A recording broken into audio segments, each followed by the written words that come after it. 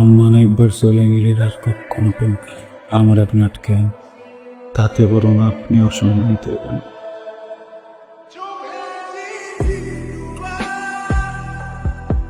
বা আমার কি দোষ? আমার তো পড়ালেখা করতে পারবো না।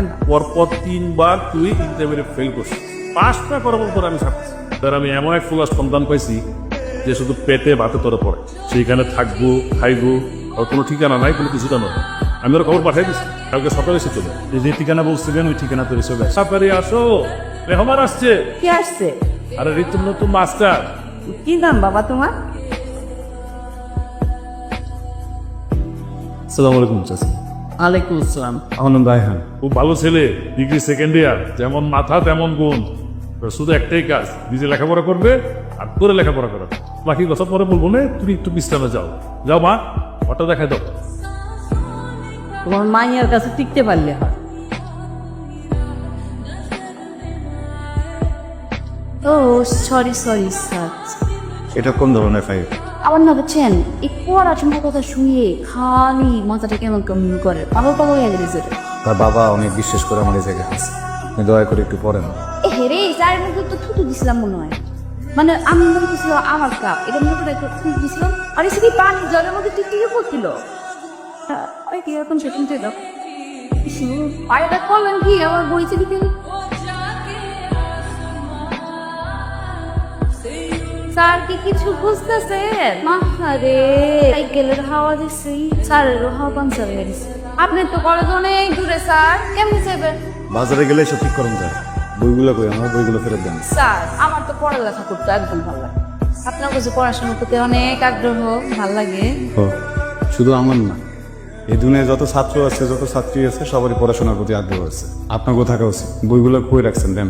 আমার বইগুলো মানে কি আছে দেখেছি প্রথমবার, দুই চোখের চশমা আমার ভাল লাগছে। আপনার কথাবার্তা যদি শেষ হয় আমার একটু কোন আমার বইগুলো কই, আপনারা যদি না কোন আমি চাচার কাছে গেছি। ওই যে একটা ডোব দেন, দেখবেন আপনার বইগুলো সাফার খাটতেছে।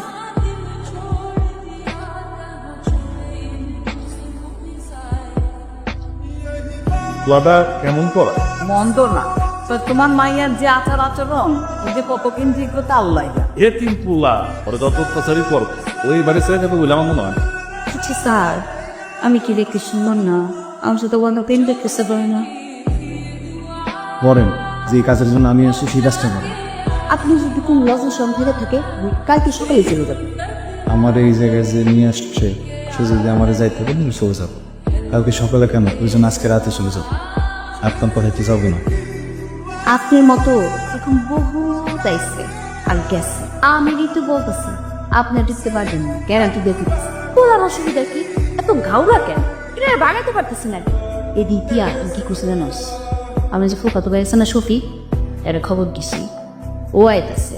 আইসে এমন সিস্টেম দিব, ও তো যাইবো চোদ্দ গোষ্ঠী যাইবো। আরে তো কি হয়েছে আম্মা? এই যে মাস্টারের খাওনটা দিয়া বিষ আছে, বিষ থাকলে খাওয়ানোর মধ্যে বিষ মিশায়া ওই বেহা নির্লজ্জ মাস্টার রে মেয়েরা ফেলাম। ওরাটাই কিন্তু খুব ভালো, সহজ সরল। এই যে জ্বর এসে ঘরে পড়ে আছে, ওর সাথে যদি তুই উল্টা পাল্টা কিছু করতো, আমি কেন তোর বাপের কয়ে দিন।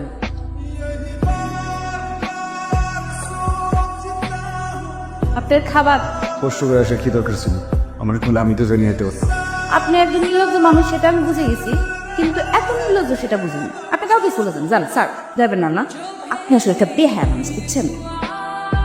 আরে কথা কি জানেন তো, অন্য বস্ত্র, বাসস্থান, শিক্ষা, চিকিৎসা, এগুলোর মানুষের মৌলিকতা, ওই অধিকার মানুষ কখনো হাও পায় না। অনেক পরিশ্রম করে থাইকা আপনার পরে আমি তো পরিশ্রম, আমি ফাও খাইতেছি না। এই নে পান্ত খাপ। কিন্তু শফিক তুমি অনেক ভোট করে চলে আসো। আমি তো রাজনীতি করি, সবাই সবাই কম পাই। এই হিরো, বিহারা শুরু তো তোমার আশা। আসসালামু আলাইকুম। আমার আপন ফুপাতো ভাই। আমি 3-3বার মার্ডার অ্যাটেম্প করছি। এখন আপনি যদি আমার একটু দোয়া করে দেন, একটা জাস্ট একটা কোনো যদি আমি করতে পারি আমার হবে, একটা করছে শিক্ষক হোক, কোনো সমস্যা নেই। দোয়া তোর দোয়া করতে দিচ্ছে, তোর বেশি দোয়া করতে আমার তো চুল লাগাতে পারি, আমার হেয়ার স্টাইল নষ্ট করে দিচ্ছিস, তুই কি করছিস? এটার মধ্যে এলাকা ছেড়ে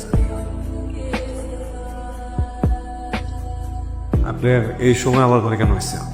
স্যার আমি না কোনোভাবেই এই সূত্রটা মিলাইতে পারতেছি না। যেহেতু আপনি রুম থেকে বাইরে যান, আপনি রুম থেকে বাইরে পেতেছেন। আচ্ছা থাক, আপনার কিছু করা লাগবে না, আমি আপনার কাজ সবাই একলা পাইয়া হারামির বাচ্চার এত বড় সাপোজ সে আমার লিমারি করলো। তবে যা কারণ ওদের ধরে নিয়ে আয়। আজকে বাড়ি বের করে যা। কালকে সকালে 40 টাকা লাগবে, সেই 40 গ্রামের মানুষের সামনে বড় হয় দিপারবেলা দিয়ে তারপরে বের করি।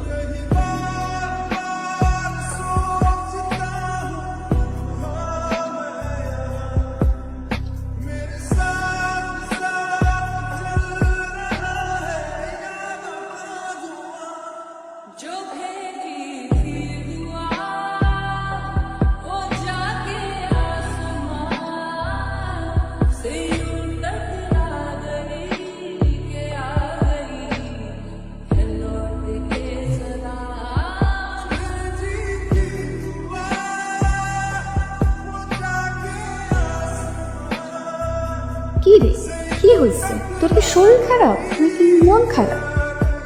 আমি মনে হয় অনেক বড় একটা অন্যায় করে ফেলছি রে। মানুষটারে না এতটা অপমান অপদস্থ করাটা উচিত হয়নি। খুব খারাপ একটা কাজ করে ফেলছি। তুই যা চাইছিলি তাই তো হয়েছে। দিন শেষে তো তুই জয়ের হাসি আসি। আমি আসলে জিতি নেই, দিন শেষে না মনে হইতেছে আমি আসলে হাইরে গেছি। মানুষটারে কত মারলো সবাই মিলা, কত কিছু করলো, কত কষ্ট পাইলো। একবার জুমু কিন্তু কয় নাই যে সে নির্দোষ, তার কোনো দোষ নেই। আসলে অনেক খারাপ একটা কাজ করে ফেলেছে। আপনার হারাই থেকে আমি আসলে বুঝতে পারি নাই। আমার বোধ শক্তি বিবেক বিবেচনা সব চলে গেছিল। অনেক বড় একটা অন্যায় কাজ করে ফেলছি আপনার সঙ্গে। আপনার কাছে আসলে ক্ষমা চাও স্যার, আমার আসলে বলার কিছু নাই, তাহলে ক্ষমা করে দেন। কিন্তু আপনি কেন করলেন না যে এই সমস্ত কিছু মিথ্যা? আপনি তো জানেন না। আপনার বলা উচিত ছিল, আপনার প্রতিবাদ করা উচিত ছিল। আপনি কেন সত্যটা করলেন না? কেন অন্যায়টা মাইনে দিলেন? তবে এই সমাজে কি সত্যের পক্ষে আমার মার্বেল রেডি ছিল। কি হয়েছিল আপনার মায়ের? এক ভোগ সংগ্রাম নিয়ে আমার মা মারা নষ্ট করতেছে। আমার বয়স তখন 6 কি 7। হ্যাঁ, এই বাড়িতে কাম করতো। এই বাড়ির মালিকের নাম ছিল কালু মিয়া।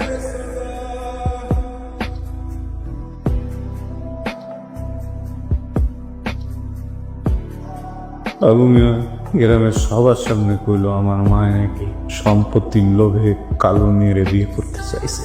ক্ষমতার কারণে রায় চলে যায় কালু মিয়া।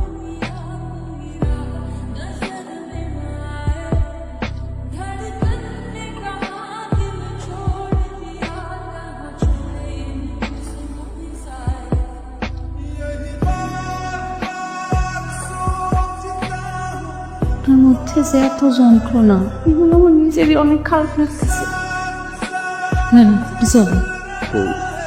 আমার কারণেই তো আপনার সম্মান গেছে। আপনার সম্মান ফেরত দিতে চলুন। সম্মান একবার চলে গেলে আর কখনো আমার আপনি আটকে তাতে বরং আপনিও সম্মানিত হবেন।